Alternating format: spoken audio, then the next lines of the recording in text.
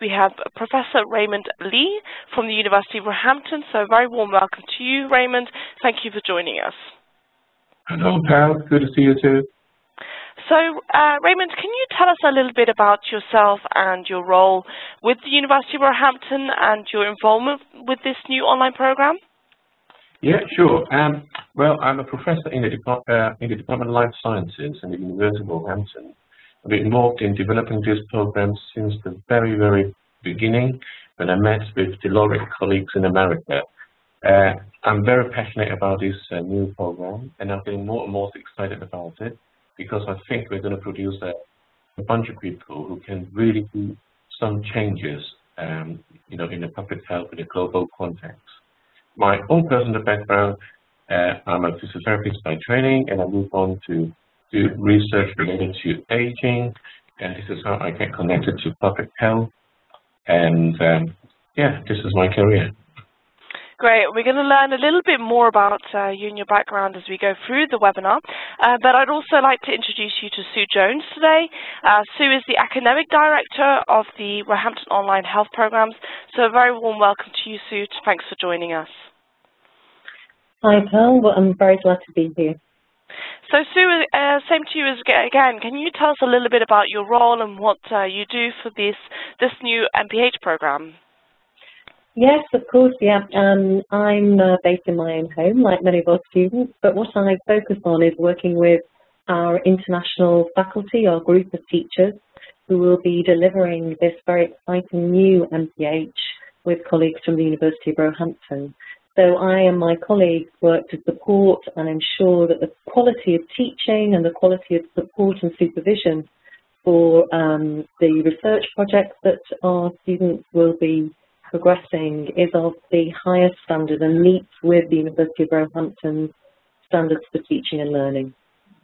Great, thanks, Sue. And so what are we going to cover today?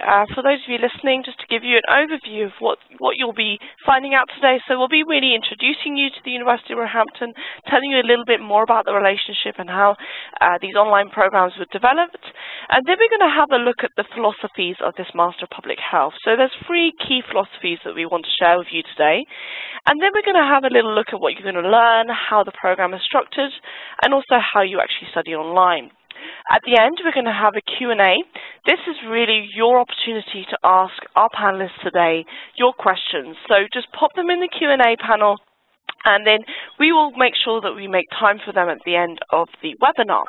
So a lot of things we're going to cover, and hopefully we'll find it interesting for you listening. So let's get started. So Raymond, can you start by telling us a little bit about Roehampton and its proud history of delivering education in the UK? Sure. Well, I'm very proud to be affiliated with the University of Roehampton. I joined this university 5 years ago, and I'm enjoying every moment about what I'm doing here. It's a history with a long, long tradition. It started 100 years ago, I think 170 years ago, according to what we know, with educational training, and now it has diverged into all sorts of professional and academic programs. The mission or the vision of the university is to produce students who will be global citizens and leaders in this very complex world. And I think this vision is exactly in line with what we're trying to do with the MPH program, which is to produce people who will be leaders in public health, making changes in the health sector, improving the quality of life of people. We've got a very traditional campus. Although students are working online, I'm sure there will be lots of opportunities that students online will interact with our students in the campus and also with our own teaching staff.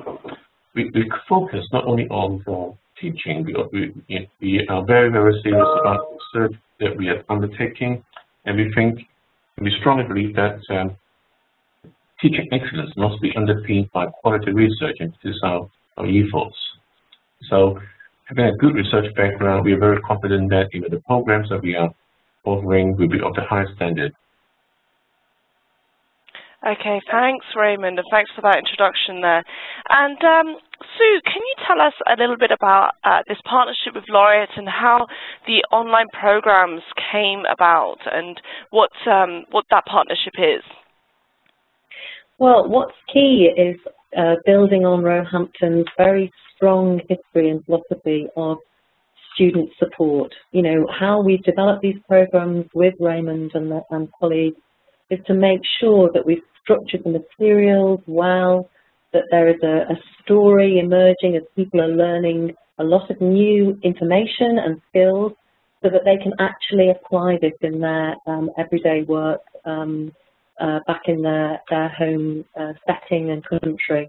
And I think what struck me is that the University of Roehampton has a very strong reputation of making sure that their programs are suitable for the students that are studying, and every effort is made to make sure that a student, although online, is not alone, and we are clear that we've got a good support mechanism to make sure that students are receiving the very best teaching, but also making sure that their individual needs are met and their aspirations are met by this programme. So the partnership with Roehampton is growing and it's getting stronger, and I think this is a lovely addition, the Masters in Public Health programme, to enhance that philosophy and make a difference in different parts of the world. Yeah, absolutely. And we're going to find out a little bit more about how the online learning works as we go through the this presentation today. But firstly, we want to have a look at the philosophies of this Master of Public Health. And we'll start with you, Sue. Can you tell us what you feel is particularly unique about this Masters in Public Health program offered by Roehampton?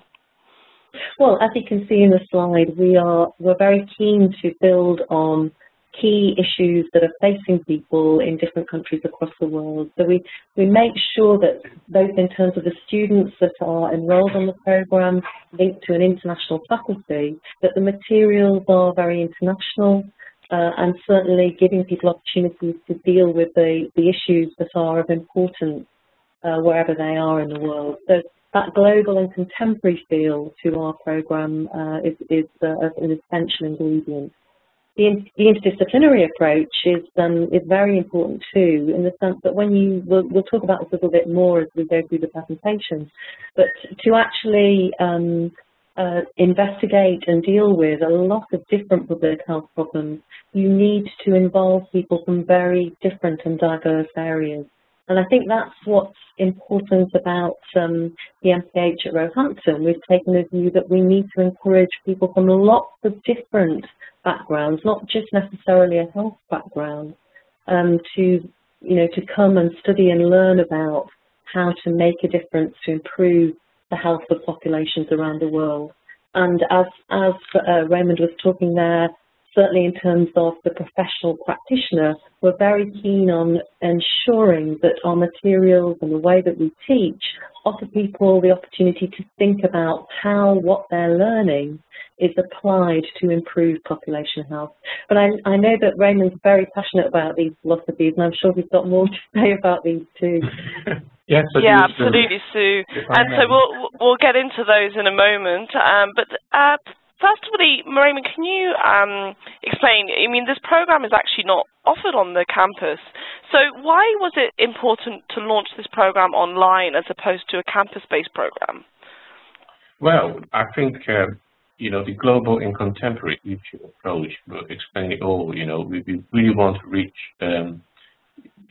everyone in the world, and public health is a global issue. So, without I think doing an online program, it will be impossible to fulfill this mission. And the other thing is, I think the students joining this program is not going to just to study.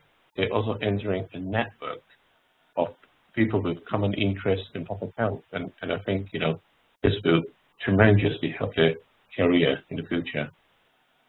Yeah, absolutely. Thanks, Raymond. And so, as Sue mentioned, these are the three underpinning philosophies of this Master of Public Health. And we're going to start looking a little bit in more detail at this global and contemporary issues. So, Raymond, what do you feel are the real global and contemporary issues that are facing the field of public health at the moment? Well, the world is facing a lot of challenges in public health at the moment. There are quite a lot of contemporary issues that we need to deal with. A very obvious one is aging. As you know, people will be getting older and older because of the better health service. This is the consequence of a better society. But unfortunately, we are facing with a lot of people who's getting older, and people not just get older, they actually extend the retirement age and work a lot longer. So the whole scenario of aging as a public health challenge is very different in these days. And then there are also the issues of overeating, obesity, both in the young and in the old. There's also the issue of undernutrition in the undeveloping country, perhaps. So these are, again, examples of new public health challenge. There are also old issues re-emerging, like the control of viral infections, tuberculosis, and so on. And then there is also a very contemporary issue of, for example, climate change, which is probably not just a public health issue, as well as a political issue. As far as public health is concerned, climate change has a lot of positive and negative effects on our health. It might also change people's behavior, for example, because of trying to reduce carbon dioxide emission in cities, for example. We encourage people to ride bicycles, but now there are more people suffering from traumatic injuries as a result of riding bicycles. So, it's a new public health challenge that we need to deal with that we don't have years ago. So, and I think we are not going to reinvent another public health program, which have been well served by other universities. What we want to do is to make sure that this new public health program will underpin these new and global issues, which may not be best tackled elsewhere. Yeah, thank you, Raymond. And Sue, do you have anything to add there, which what do you think are the kind of global and contemporary issues that are really going to be covered in this program, or are really integral to the future of public health? Well, yeah, not to add too much to what Raymond said, because I think he's picked out those key issues, but certainly in terms of health inequalities across the world, within countries, between countries, the impact of globalization in terms of the way that sometimes very good intentions around, for example, injecting capital and resources into countries in an artificial way can breed different dependencies and often perverse effects in terms of a country or a region actually developing sustainable ways forward. And then as we see in some resource-rich countries, technology and interventions for health on the rise, often we're faced with systems that are very focused on treatment and care, and often systems that need to be helped to focus much more on prevention and preventative activities. So, certainly those kinds of challenges too are built into the programme as it develops. Thanks, Sue. And so we're talking about an interdisciplinary approach to solving some of these contemporary and global issues. And Raymond, can you just kind of explain what you mean by interdisciplinary approach to our listeners? Sure. Well, all the public health problems that I mentioned earlier will require interdisciplinary approach. Now, what it means is basically it's not just one specific discipline that can deal with the problem. Now, it's not multidisciplinary either, i.e. it's not these disciplines working individually on their own. They really need to work together as a team to deal with these public health issues, and that's why it is called interdisciplinary. As Sue said a bit earlier, the issues of public health is no longer about treatment or management of diseases. It's also about prevention of diseases. And in fact, in the case of aging, it is about having people have better quality of life as they get older. healthy and active aging. So you can see, you know, it's a change in the focus of the approach to public health. In the old days, it is largely dominated by doctors and nurses and so on. But now we really need a whole team of people, as you can see on this slide, to contribute and work together and use this interdisciplinary approach to solve the problem. And going back to aging as an example, as I said earlier, it's not about managing diseases associated with aging, it's about promoting healthy, active aging. So we need healthcare workers to promote the agenda. We need people working in the public sector to promote this particular agenda. We need people working from the education sector, again, to look at how this can be promoted. We need engineers, we need IT people as well to develop technologies which can help people to have healthy lifestyle. I mean, there are plenty of gadgets you can find around the market, you know, for these purposes. And with climate change and so on, you know, there is sanitation, waste problems, utilities problems, and all this problem, again, impose a huge demand on public services related to things like housing, healthcare, and the use of public services, you know, which would never have happened years ago. So it is a very complex issue, public health, and we need to encourage more people coming from different disciplines to contribute to this area of work. You know, it's not just about some medical people dealing with diseases. It's a whole team of people working together and deal with these public health issues. Thanks, Raymond. And Sue, do you have, I mean, Raymond used the example of aging there as one of the kind of global problems that we're going to really see coming about as an issue going forward. Is there any other examples that you can share with us about using an interdisciplinary approach to dealing with these issues? Indeed, there are lots, and I'd invite those people listening to think about any issue really that affects people's health. And then taking each of those elements around that circle and thinking about the contribution that's required. So, for example, in a country where, or a region where there is some sort of crisis or disaster, I mean, in the UK recently, you know, we've had a great deal of flooding. And similarly, you know, after a particular event, you know, for example, a tsunami or civil war, depending on the region, you can start to see that, you know, certainly in terms of public service, there's a coordination role immediately. In terms of food provision and basic sanitation, water supplies, there is a requirement for those to change and adapt and ensure that they're doing everything to prevent the higher risk of infection in terms of diseases that are spread by, you know, contaminated water, etc. Enabling people and educating people about going forward in those sorts of situations. You know, education and healthcare services have to change and adapt to that particular situation. I mean, moving on, just one other example might be that, you know, when you've got a change in public policy in a particular country.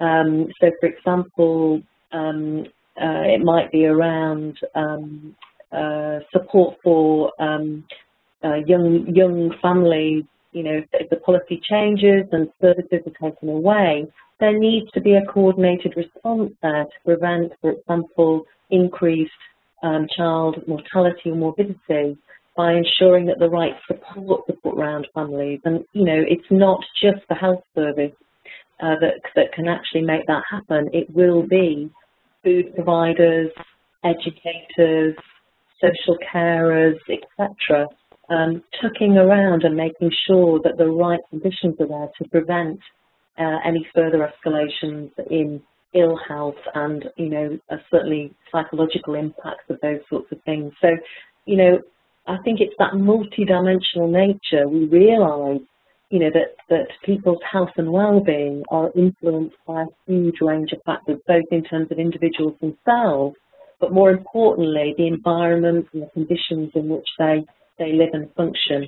And so, you know, Raymond's point being that we need to ensure that we are giving that insight and skill to a range of different people, not just as we've traditionally done, people only from a health background. So that's a really important focus about the way we're going to support and encourage people into this program, the way we structure the materials and the case studies so that people get a real view of those different sectors and how they contribute. Thanks, Sue. And what's interesting is that actually both of you don't come from a traditional health background. So, Raymond, you were saying that you come from a physiotherapy background. So, Raymond, I mean, what brought you to health? Why did you? How have you found yourself working in this realm?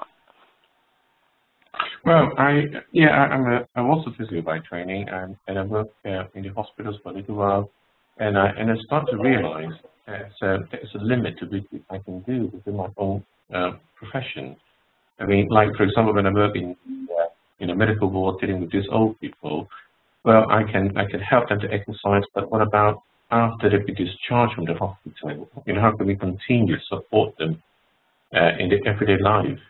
And then as I start to do that, you know, I get a bit handicapped, and therefore I go on and do studies into medical technology, health engineering, and now I work on devices that people can use to help them to monitor the physical activity, to keep them active, so that they can benefit from the effect of exercise. And we're starting to work in the community as well. For example, we have recently engaged in a project related to the use of dance therapy in treating people with Parkinson's disease. Now, it's not just about improving the physical ability of people with Parkinson's. It's also important, as I said, using an interdisciplinary idea that we work with dance specialists to keep these old people or people with Parkinson's entertained. I mean, if you're not interested in what you're doing, you can't if you're not going to continue to do it. So there is this psychological and social aspect of dancing that we are leveraging in order to promote dance as a type of therapeutic intervention. So I've done quite a bit of these things over the years, and I can really see, you know, how public health can benefit from, you know, from a team of people who is committed to this interdisciplinary approach. Thanks, Raymond. And we're going to move forward to the last philosophy that kind of really underpins this program, which is a professional practitioner approach to earning the Masters in Public Health. So, Raymond, how do you believe someone working in public health can become an agent of change in their community? Well, yes, this is another core element of our program, which is developing people who could become agent of change. So we just don't want people to be sitting there with a degree. We want people graduating with a degree and then continuing to benefit the society by contributing to the whole public health agenda. Now, in doing so, they will need to develop leadership skills, they will need to develop personal skills in addition to the core public health knowledge that they need to acquire. And again, this is a key aspect of our program as compared to many other MPH that students might not be able to get. Now, this is also why the program is called Master of Public Health. It is a professional practitioner approach, to a master program. It is not an academic program, not simply an academic program that allows people to study. They are going to be people who will be agent of change with development, leadership, and personal skills that actually do something for the community. And since my very first day of working with the laureate, I start to realize, this is just the right environment, for developing this type of program. Laureate has got a most wonderful electronic learning environment together with the network, the Inspire Nets that they were developing. Students will be able to join a network of people with different professional backgrounds, and that will certainly enhance, this agent of change agenda. Thanks, Raymond. And Sue, do you have anything to add there about how you believe that our students can really become change agents within their communities? Yes, absolutely. I'd like to build on that. When you think about the previous slide and the need to think about cross-sector working with communities, working with private industry, working with government officials, those personal skills, that ability to communicate to different cultures and contexts so that people really understand the message.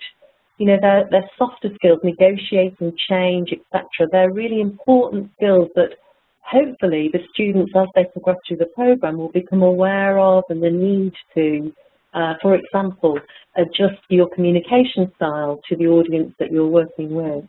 And in addition to that, leadership, understanding how to plan strategy, how to think about preparing the ground for change. Every public health practitioner, if they're going to be of worth and create an impact that has some hope of being sustained, need to understand the process of developing strategy and implementing change. And these are two aspects that are woven into the programme and really important aspects of becoming effective change agents. Thanks, Sue. And so in terms of what students actually will learn on this program, so what are the key learning outcomes that students can expect to get out of it? So Raymond, can you give us an overview of some of these key learning outcomes? Yeah, so as you can see in this slide, there are altogether 6 modules that we have developed for this particular program, and all these 6 modules share the same philosophies that we discussed earlier: having a global approach, having an interdisciplinary approach, and also being an agent of change. So these will be the learning outcomes, you know, after students to participate in this MPH program. We start off with something right at the top, which is leading and learning in a global public health context. Again, the title sets it all, reinforcing the leadership, the agent of change, the global learning outcome of this program. And then moving on to the left, they will learn about a number of contemporary issues in public health. They will then learn about epidemiology, which is the core element of any public health program. Now, although we are not teaching people how to do research, but nevertheless, you know, students in this particular area will need to have a very good understanding of the research methods employed in public health, because this is the vehicle that they can get information to allow them to make critical judgment and deal with policies in public health. And then they will move on and learn population health and other new directions in health policies. So I need to emphasize one thing, which is these 6 different modules, although they might be taught in a particular sequence, they are interrelated to each other. You know, they are not independent modules, you know, which are dealing with different things. And then at the end of the program, the students will be doing a research project in a public health area, which is relevant to the future career, to an area that they would like to develop, and also an area that will maybe related to the current employment. And that also helps to reinforce the agenda that this is a very practical program. You know, we want them to be able to link what they learn directly to where they work and where they will be working in the future. And also this research project will help them to integrate the knowledge that they have learned in the 6 different modules. Thanks, Raymond. And for those who may not have studied online before, can you, Sue, explain to us how online study works for Roehampton, how students can be expected to be assessed, and what kind of interaction they'll need to make within their course? Yeah, sure. I'll have a stab at that. It's an experience that has to be tried out, and I think to get the real impact. But I think Raymond mentioned InspireNet, and certainly as students, you will find an environment that is very socially focused, that you can begin to build you know, friendships and networks as you progress through the program. And inside of that social setting is your classroom. And, you know, as you can see from this slide, it will build through modules 1 to 6. And each module has a similar rhythm and design. It's 12 weeks, and each 2-week unit has a set of learning resources, and there is a shared activity within a group that you can begin to start exploring what you're reading and discussing some of the issues and topics that that particular unit is focused on. And each unit has an individual assignment that you can complete and get formative feedback on, all building towards the main individual assignments that will feature at the end of the 12 weeks. So you can build up and get formative feedback. It doesn't count towards your grade, but it helps you consolidate your learning and begin to build your final module project. The module project can be split into 2 or 3 elements, and it's equivalent to 80% of the module mark, and then 20% of the module mark is assigned for your contribution within shared activities. And that's the way each of our modules builds, and as Raymond was saying, those modules can build and prepare as well for students in thinking about their final project as well. Okay, thanks, Sue. And so we're going to go to questions now. So I'd encourage you all to think of anything that you're not sure of, you want more kind of understanding of, pop that in the Q&A and we'll make sure we make time for that.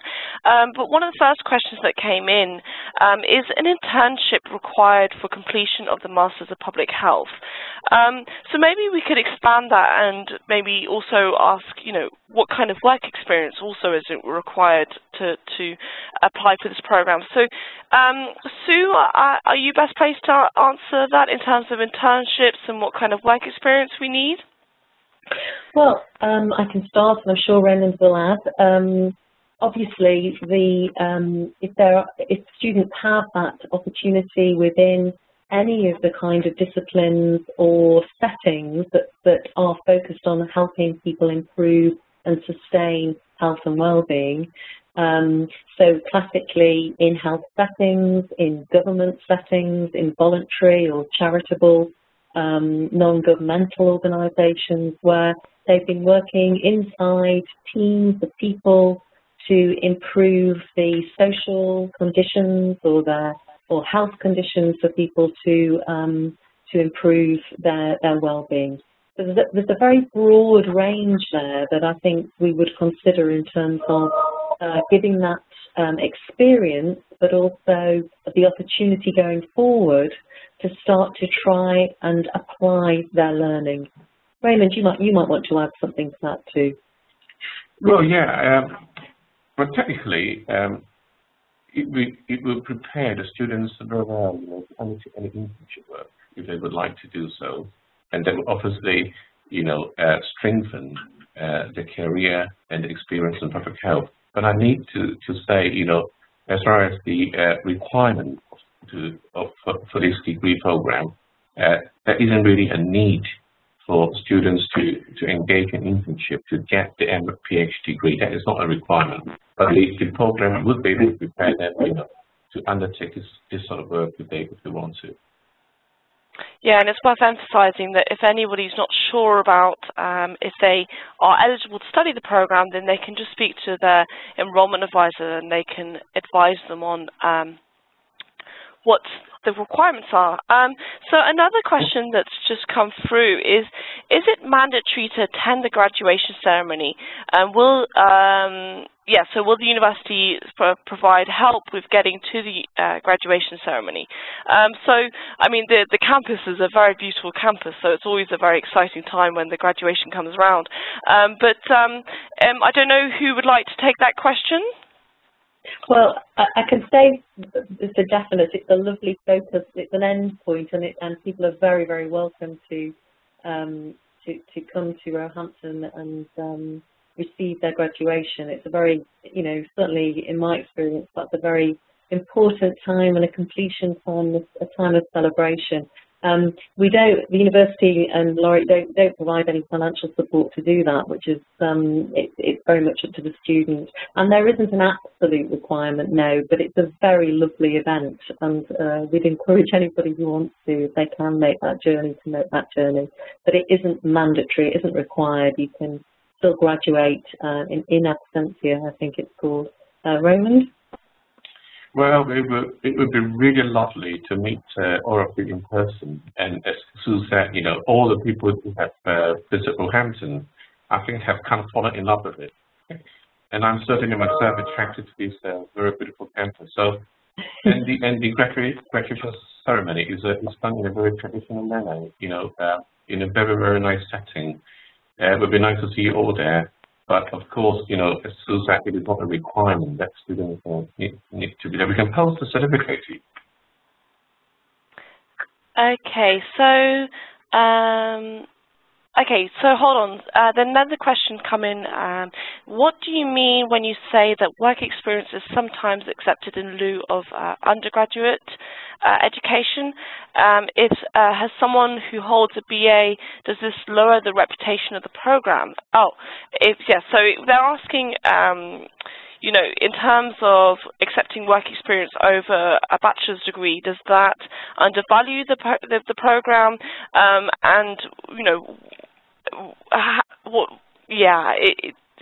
Does that kind of give a clarification? I certainly understand the intention, I think, around that question. So I can start to make that answer. I mean, obviously, in terms of progressing through an academic path, it's always really useful to have studied at first degree level and then come into a master's level program. You know what you're expected to do, you've got that level of academic experience, etc. But there are also a lot of people who have been working in a particular field, developing similar knowledge and experience. They may well have, for example, a professional qualification, but not necessarily a first degree, or they may just have a great deal of experience and have read and developed and been involved with research as they have progressed. So we are very clear that if people haven't got the traditional qualifications, we look very carefully at their experience and their work experience, and potentially we will support those students, particularly through the first module, to see and make sure that they are feeling comfortable with that academic level, etc.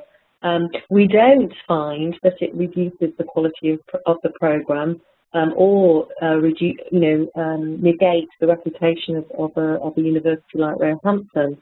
In fact, we would see that it strengthens that, particularly with that kind of success. Our experience has been that often people with that level of experience, we're talking about a lot of work experience if people haven't got a formal degree, they're often very, very successful at master's level.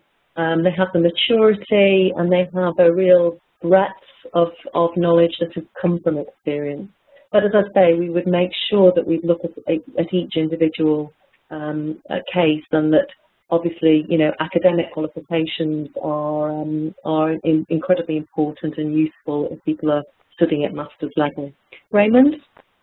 Oh yes, we share the same view. If someone has got an academic qualification, that is, I think, a bit more strict for that case. But when someone who hasn't got the first degree, or maybe some other qualifications, but substantial work experience in the relevant field, and these people are extremely welcome, to apply for the degree program. The key issue really in terms of admission is whether the student or the applicant will be able to finish the program successfully with the support that we will be giving them. So this is the primary consideration in terms of the relevance of the work experience and whatnot. I don't think we can answer this question in a very specific manner, but I think we can say, generally speaking, if the work experience is relevant and good enough to convince the university that the students can successfully complete the program with the appropriate support, then I think the students should be admissible, to the MPH program. And I just want to add that, it is not important that someone have done exactly the same first degree in public health or a first degree in medicine or nursing whatsoever. As we said earlier, we use an interdisciplinary approach in the program, and it's important that we have applicants from a wide variety of disciplines. The key issue here again is how they will contribute to the learning environment and whether they will be successful in completing the program, given the required support. So this will be the primary considerations. Yeah, thank you, Raymond. And yeah, good question there. And I think if you're not sure whether or not you have the relevant work experience, just speak to an enrollment advisor. They're really there to advise you, have a look at your CV, and advise you whether or not you can go on to try and be admitted to the program. So they're really there, a good resource for you. So another question that's come in is how many hours in a week is required of a student to be active in the class? Good question there. I don't know who would like to take that question first. Sue, maybe if you could tell us a little bit about, yeah? Yeah, sure. Well, as I said, each of the units is over 2 weeks. And when we think about the time required to study, we're talking about including, time to read, to research the learning materials, and then to take part in the shared activities. I mean, that's quite flexible because I'd just like to say a tiny bit more about that in that it's asynchronous. So it's very interactive. You can decide when you actually take part and contribute written posts as part of that developing conversation over the 2 weeks.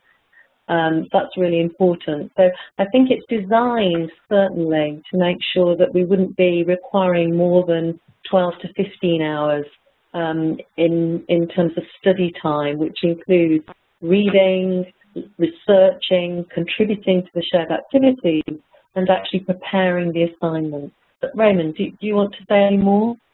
No, I think I don't have anything really to add, except that it is online, therefore it's a flexible mode of learning, and the student can actually be in charge of how they would like to be engaged in the program, in a way that will suit the work environment and whatnot. Mm-hmm. Yeah, thank you both, and thank you to all our listeners for your questions. We're just going to move on and start wrapping up now, and really appreciate all those wonderful questions. Good discussion there. So just to finish up, you've both mentioned this ability to join the public health community, and that's what you're really hoping will come together in this program. So can you maybe just tell us a little bit about that? Just end us on that note. Raymond, would you like to share that with us?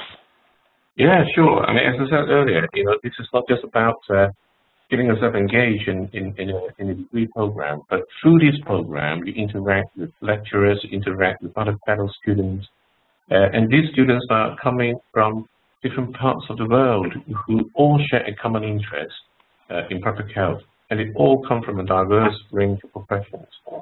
And so I think everyone will be able to benefit, from joining this community with different professionals and practitioners and whatnot, and I hope this idea of becoming part of the network doesn't stop at a time when they graduate. This is something that they will continue to be doing after they graduate. They will be keeping in touch with their fellow students and the lecturers and whatnot, and continue to contribute to the public health agenda. So I think this is really very much what we want to achieve with this MPH program. Yeah, thank you, Raymond.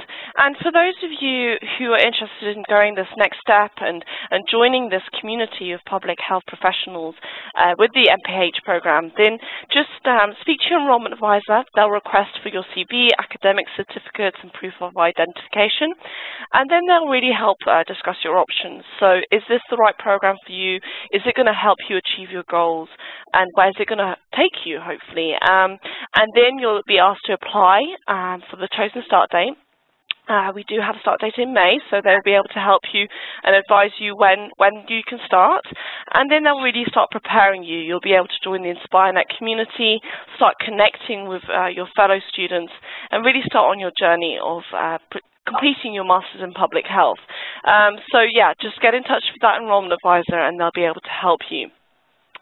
And if you want a quick preview, so if you are excited about this and you want to see what it's like, what really it can mean to study this program, then we've actually launched a little simulation, and we're asking you to solve a mystery in Manresa.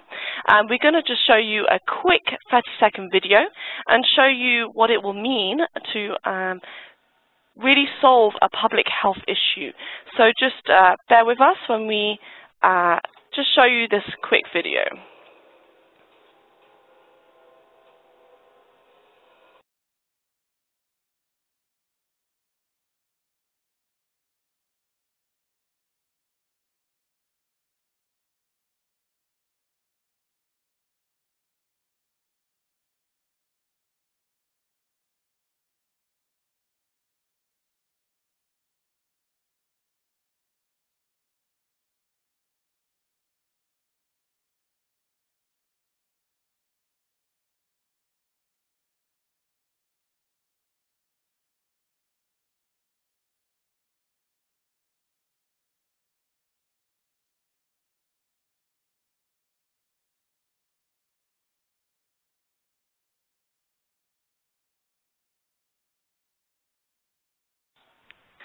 So, for those of you who are interested in trying to solve the mystery in Manresa, then we will actually be sharing the link, or we've already done it in the chat.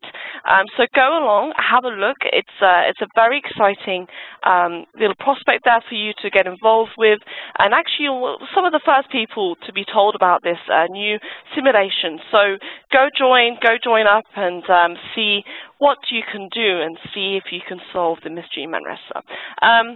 So it just remains for me to thank you all. If you would like to join some of our social communities, then we are on Facebook, LinkedIn and Twitter, so do come and say hello to us there. But a huge thank you to Sue and Raymond for joining us. We really appreciate all your insight that you've shared today with us. Great, enjoyed it very much. And thanks to Raymond as well. Thank you. So, great, thank you, Raymond. And for those of you listening, thank you very much. We really appreciate you taking the time out of your day to come and listen to us and find out a little bit more about the public health program.